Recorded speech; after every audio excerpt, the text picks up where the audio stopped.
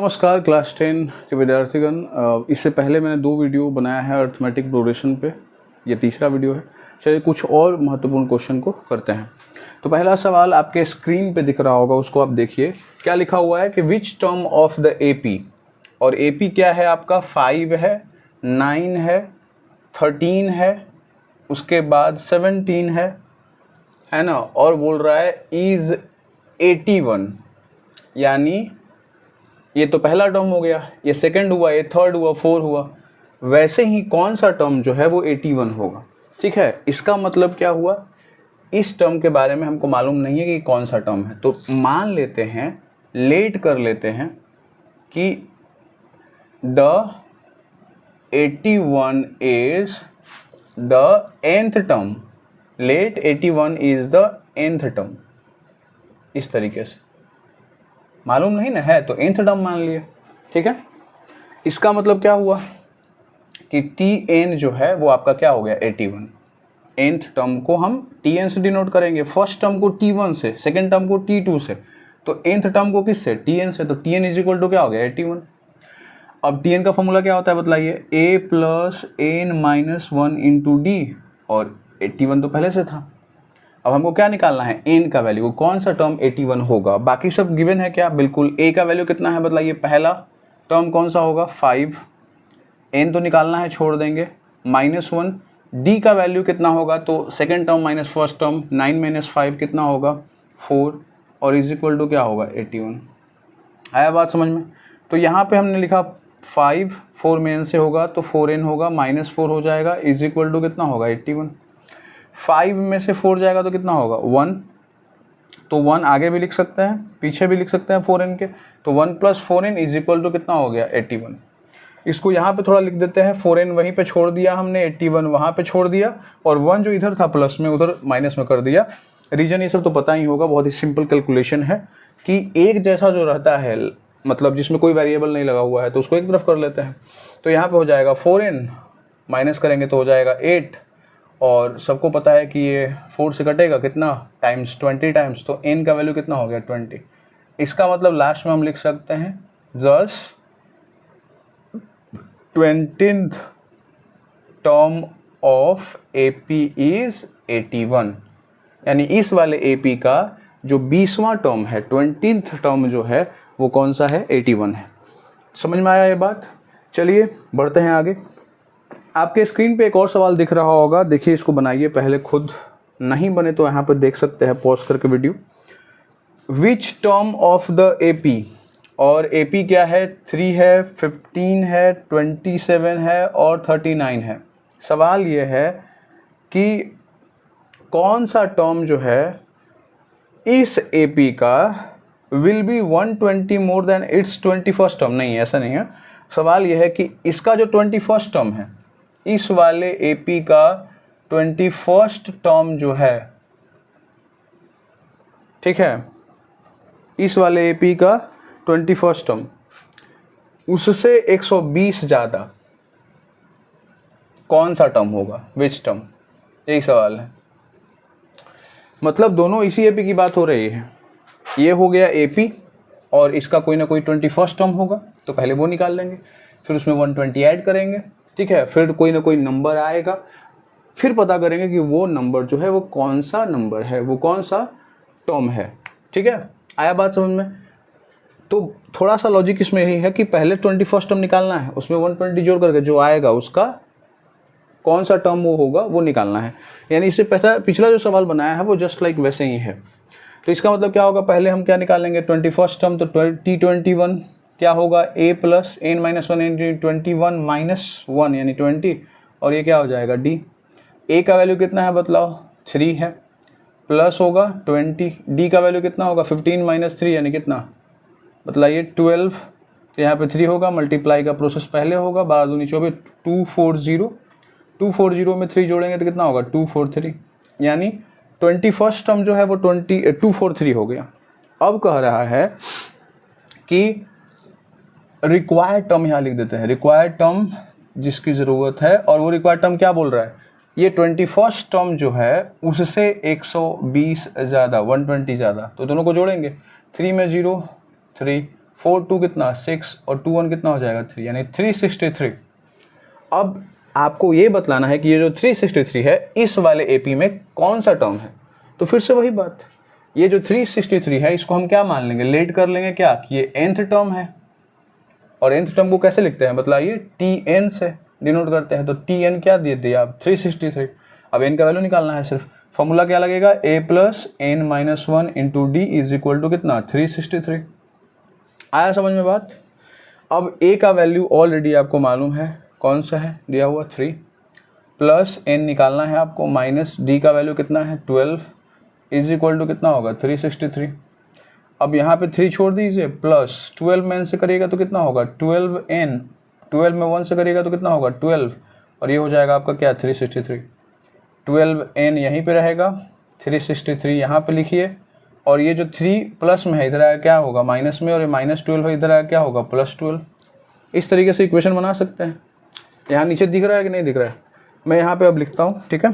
तो ये 12n होगा, उसके बाद देखिए माइनस 363 में 3 घटेगा तो कितना होगा 360, और उसमें 12 जोड़ेंगे तो कितना होगा 372। बोलिए समझ में आया इतना। अब यहाँ से इसको अगर हम कैंसिल करते हैं 12 3 जा 36 होगा, और फिर यहाँ पे 12 बचेगा तो 12 1 जा 12 हो जाएगा, यानी n इज इक्वल टू क्या होगा 31। यानी इसका मतलब क्या हुआ कि जो 363 टर्म है वो मतलब 363 जो नंबर है वो कौन सा टर्म है 31st टर्म है इसी एपी का।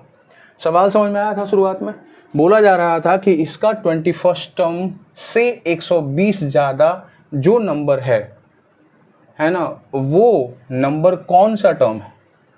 तो पहले इसके लिए क्या करना पड़ेगा 21st टर्म निकालना पड़ेगा, जो हमने यहाँ पे निकाला जो 243 आया। फिर क्या बोल रहा था इससे 120 ज़्यादा 120 ज़्यादा, तो जोड़ लिया हमने 363 आया। फिर बोल रहा है ये 363 नंबर जो है वो इस एपी का कौन सा नंबर है, तो उसको हमने n मान के बना लिया। मुझे लगता है कि समझ में आपको आ गया होगा। चलिए बढ़ते हैं अगले सवाल की तरफ। अगला सवाल आपके स्क्रीन पे दिख रहा होगा, देखिए वहाँ पे क्या सवाल है। Is 51 is a term of the AP, और एपी क्या है आपका 5 है 8 है 11 है 14 है। सवाल बोला जा रहा है कि क्या इस एपी का कोई एक नंबर 51 है, आगे जा कर के हो जाएगा 51, ठीक है। तो नहीं मालूम है ना कि ये कौन सा नंबर है। मान लेते हैं, सपोज कर लेते हैं कि let the nth term of an AP is 51, ठीक है ना, ऑफ द एपी इज 51। यानी मैंने मान लिया कि इसका ये nth टर्म है, ठीक है ना, और अब nth टर्म मान करके इसको वो फॉर्मूला पे बैठा देंगे। tn इज इक्वल टू क्या होगा 51।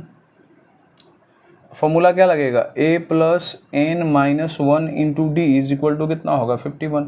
a का वैल्यू कितना होगा 5 प्लस n, तो निकालना है ना कि कौन सा टर्म है, तो n निकालना है। d 8 में से 5 जाएगा कितना होगा 3 इज इक्वल टू 51 होगा। यहाँ पे 5 प्लस 3 में n से मल्टीप्लाई 3n, 3 में 1 से मल्टीप्लाई 3 बराबर कितना होगा 51। अब यहाँ पे देखो 5 में से 3 जाएगा तो कितना होगा 2 plus 3n is equal to कितना होगा 51। अब 3n को यहीं पे छोड़ दो, 51 जहाँ पे है वहीं पे छोड़ दो, और ये जो प्लस 2 में है इधर जाकर क्या होगा -2 में, तो 3n इज इक्वल टू कितना होगा मतलब 49। आएगा कि नहीं आएगा, तो n का वैल्यू जो आएगा वो क्या आएगा 49/3। अगर इसको आप डिवाइड करोगे तो डेसिमल में आएगा, 3 1 जा 3, 3 6 जा 18, अब पॉइंट समथिंग आएगा, तो 16 पॉइंट समथिंग आ जाएगा वैल्यू, जो एक होल नंबर नहीं है। आप समझो n का मतलब क्या होता है नंबर ऑफ टर्म, कि या कौन सा वो टर्म होगा, ठीक है। टर्म जब होता है वो या तो पहला होता है, या तो दूसरा होता है, या तो थर्ड होता है, या तो फोर्थ होता है, तो फिफ्थ होता है। वो 16 पॉइंट समथिंग टर्म थोड़ी हो सकता है, या तो 16 हो सकता है या तो 17 हो सकता है, लेकिन यहाँ पे वैल्यू जो n का आया है वो 16 पॉइंट समथिंग आया है। इसका मतलब क्या हुआ कि इस एपी में कहीं पर भी 51 नहीं आएगा। आई बात समझ में। तो लास्ट में क्या अगर आप कंक्लूजन में लिखोगे, सो या THUS लिख लो, thus 51 is not a term of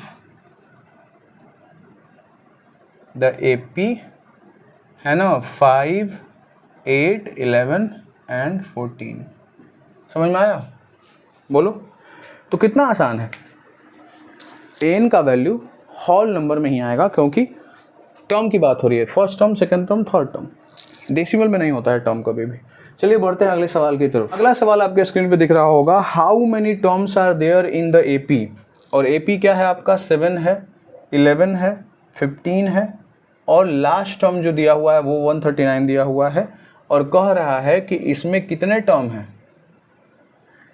total term कितने हैं।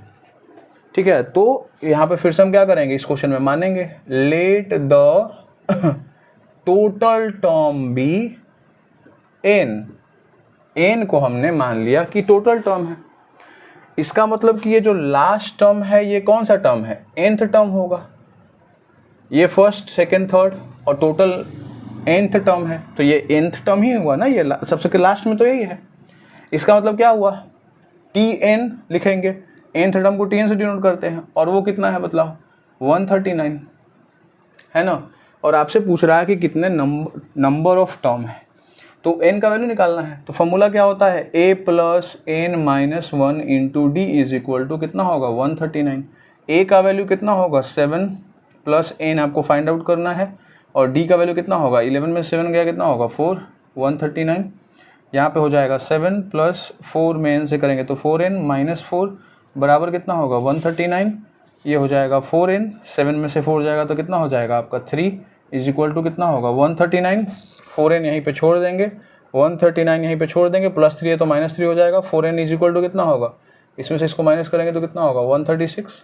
यहाँ से कटाइए, 4 3 ज़ा 12, 4 4 ज़ा 16, यानी n का वैल्यू कितना आया, 34। यानी टोटल नंबर ऑफ टर्म इस एपी में कितने हैं, 34। ये पहला है, दूसरा है, तीसरा है, ऐसे ही चौथा, पांचवा, छठा, सातवां, और सबसे लास्ट में यानी ये 34th टर्म हुआ। आया बात समझ में? तो इस तरीके से ऐसे सवालों को हल किया जा सकता है। चलिए बढ़ते हैं अगले सवाल की तरफ। अगला सवाल आपके स्क्रीन पे दिख रहा होगा, सवाल यह है कि find the middle term of the AP, और वो क्या है आपका 213, 205, 197, और ये धीरे धीरे घट रहा है, और घट करके कितना हो रहा है, लास्ट में क्या लिखा हुआ है, 37। सवाल ये पूछ रहा है कि मिडिल टर्म बता लो। मिडिल टर्म कैसे पता चलेगा कि कौन सा होगा? मिडिल टर्म तभी पता चलता है जब हमको टोटल टर्म मालूम हो जाए। जैसे एग्जांपल दे रहा हूँ, जैसे यहाँ पे 2 के बाद 4 मैंने लिखा, फिर 6 लिखा, फिर 8 लिखा, फिर 10 लिखा। यहाँ पे कितने टर्म है बतलाओ, 5 टर्म है। ठीक, अब बतलाओ इसमें मिडिल टर्म कौन है, 1 2 3 4 5 टर्म हो गए टोटल। मिडिल टर्म कौन है, ये 6 नंबर है। और मिडिल टर्म कौन सा टर्म है बतलाओ, थर्ड टर्म, यही है ना। तो अगर हमको पूरा मालूम चल जाए किसी भी एपी का, जैसे यहाँ पे हमको मालूम चल गया कि 5, तो हम क्या करेंगे, टोटल मालूम चल गया, उसमें हम 1 ऐड कर लेंगे, है ना, और ऐड करने के बाद 2 से डिवाइड कर लेंगे, तो क्या होगा 6/2, यानी कौन सा, थर्ड टर्म निकल गया। यानी थर्ड टर्म कौन हो जाएगा आपका, 6। ये मैं समझाने के लिए बोल रहा हूँ, ये तो बहुत ईजी है, ऐसे ही कर लेंगे, लेकिन यहाँ पे इस जगह पे आपको ये फ़ायदा करेगा। तो सबसे पहले हम क्या करेंगे, टोटल टर्म निकालेंगे, जितना आएगा उसमें 1 ऐड करेंगे, है ना, और उसमें 2 से डिवाइड करेंगे, ठीक है, और उसके बाद जो टर्म होगा दैट इज कॉल्ड क्या, मिडिल टर्म। समझ में आया? बोलो जल्दी से। तो अब यहाँ पे थर्ड टर्म निकालना है, तो थर्ड टर्म आराम से निकाल लेंगे, T3 लगा करके। फॉर्मूला हो जाएगा a plus 3 minus 1 into D, A और डी दिया हुआ है, फटाक से लगा के बना लेंगे। मिडिल टर्म तो T3 हुआ ना, थर्ड टर्म। उसी तरीके से यहाँ पे भी करेंगे। चलिए पहले बता लेते हैं, ए पता कर लेते हैं, ए कौची है बतलाओ, ए है, अरे ये कौची है, ए है, और डी कौन होगा, 205 में से 213 घटाएंगे, कितना होगा बतलाओ, -8 होगा, है ना। वैल्यू जो आएगा वो कितना आएगा, -8 आएगा। ठीक है, यहाँ तक। अब आगे क्या है, आपको सबसे लास्ट टर्म मालूम है 37, इससे आप n निकाल सकते हो। तो सबसे जो लास्ट टर्म होता है उसको किससे डिनोट करते हैं, नहीं मालूम है ना कि कितना टर्म है, तो tn यानी nth टर्म मान लेते हैं, कितना है 37, लेट कर लेंगे अपना। उसके बाद फॉर्मूला लगा लेंगे, a plus n minus 1 into D बराबर 37। a का वैल्यू 213 प्लस n तो निकालना है, -1 इंटू डी का वैल्यू कितना है, -8 है, बराबर कितना होगा 37। यहाँ पे 213 होगा प्लस -8 में n से करेंगे तो कितना होगा -8n, और ये क्या हो जाएगा आपका बतलाइए, +8 होगा ना, -8 में -1 से गुना करेंगे +8 बराबर कितना होगा 37। अब क्या करेंगे, -8n को इधर रहने देंगे, 37 को यहीं पे छोड़ देंगे और 8 और 213 को इधर भेज देंगे, -8 - 213 इस तरीके से। आया बात पकड़ में। अब यहाँ से मैं इधर सोल्व कर देता हूँ, -8n इधर छोड़ दिया हमने। उसके बाद देखो यहाँ पे 37 को पहले लिख दिया और पहले इन दोनों को साथ में जोड़ लेते हैं। -1 क्या होता है, +213 और 8 कितना होगा 21 होगा ना, तो माइनस कितना होगा 221, तो ये हो गया -8n बराबर, फिर प्लस माइनस माइनस होगा, इसमें से इसको घटाएंगे, 11 में से 7 जाएगा तो कितना होगा 4, 1 में से 3 जाएगा तो कितना होगा 8, और यहाँ पे हो जाएगा 1, यानी हो गया -184। बोलो जल्दी से यस और नॉट।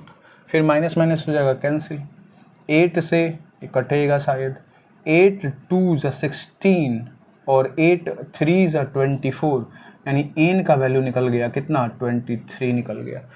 एक और बात ध्यान रखिएगा, जब भी n का वैल्यू ऑड में आएगा, ऑड में आएगा, ऐसा सवाल आएगा तो ऑड में ही आएगा आंसर। देखिए 23 आया है, 24 नहीं आता। क्या रीजन क्या है, जैसे मैंने यहाँ पे लिखा 2 4 6 एंड 8, ये क्या है, कितने नंबर ऑफ टर्म है यहाँ पे 4। अब यहाँ पे मैं बोल दूँ कि भैया मिडिल टर्म निकालो, निकलेगा क्या, नहीं निकलेगा, क्योंकि मिडिल टर्म में ये दोनों आ जाएंगे 4 और 6 दोनों, तो वहाँ पे वैसा सवाल ही नहीं आएगा। सवाल अगर मिडिल टर्म के बारे में आएगा तो जो रिजल्ट आएगा वो हमेशा ऑड नंबर में आएगा, जो 23 यहाँ पे आया है। अब मैंने क्या तरीका बताया था यहाँ पर कि जो टोटल मिल जाता है उसमें क्या करो, 1 प्लस करो, 2 से डिवाइड करो, कितना होगा 23 + 1 कितना 24, नीचे 2 से डिवाइड करो कितना होगा 12th, यानी जो 12th टर्म होगा वही मिडिल टर्म होगा। अब क्या करना है आपको, 12th टर्म फटाक से निकाल लेना है, तो 12th टर्म निकाल लीजिए। तो क्या होगा T12 बराबर फॉर्मूला क्या होगा A + 11D। मालूम है ना यार, ये तो इतना बनाया हो कि दिमाग में बैठ जाना चाहिए, नहीं बैठल है तो अब हम क्या करें। 213 + 11 और D का वैल्यू हमने निकाला था, कितना था -8, 205 में से 213 घटा, 205 में से 213 घटाया -8 आएगा, तो यहाँ पे हो जाएगा 213 और यहाँ पे क्या होगा -88। 13 में से 8 जाएगा कितना होगा 5, 10 में से 8 जाएगा तो कितना होगा 2, और ये हो जाएगा 125, यानी आपका जो 12th टर्म है वो कितना होगा 125। तो यहाँ लास्ट में लिखेंगे 10 12th टर्म, या मिडिल टर्म लिख देते हैं ना, बिकॉज मिडिल टर्म पूछ रहा था। Middle term of the AP is 125, that's it. तो मुझे लगता है कि इतना समझ में आपको आ गया होगा। मिलते हैं अगले वीडियो में कुछ और क्वेश्चन के साथ।